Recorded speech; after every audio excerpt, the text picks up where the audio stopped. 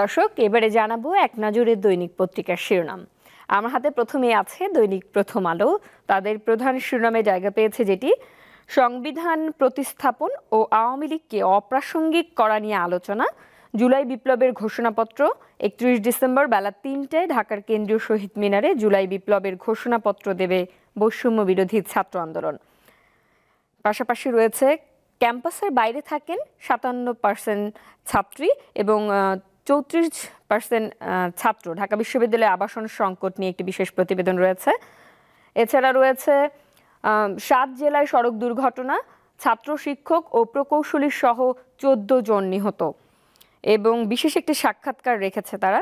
নির্বাচনের আগেই ঐক্যমত্য সৃষ্টি হওয়াটা সহজ বলেছেন বদিউল আলম মজুমদার।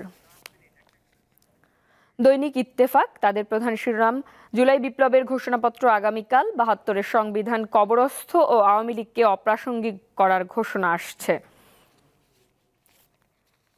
দৈনিক কালের কণ্ঠ তাদের প্রধান শিরোনাম উদ্বেগ কৌতূহল ৩১ ডিসেম্বর ঘিরে, ঘোষণাপত্রের লক্ষ্য উদ্দেশ্য নিয়ে বিএনপির সন্দেহ।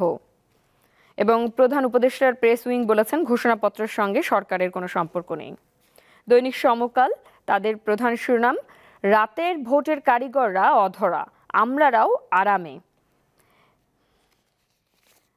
এরপরেই রয়েছে দৈনিক যুগান্তর তাদেরও প্রধান শিরোনাম জুলাই বিপ্লবের ঘোষণাপত্র প্রকাশকাল, কবরস্থ হচ্ছে ৭২-এর সংবিধান। এরপরে দৈনিক বণিক বার্তা তাদের প্রধান শিরোনাম IMF এর দর্শনেই চলছে দেশের অর্থনীতি, গণঅভ্যুত্থানের পরে নীতিগত কোনো পরিবর্তন আসেনি। দর্শক, দেখে নিলাম এক নজরে দৈনিক পত্রিকার শিরোনামগুলো।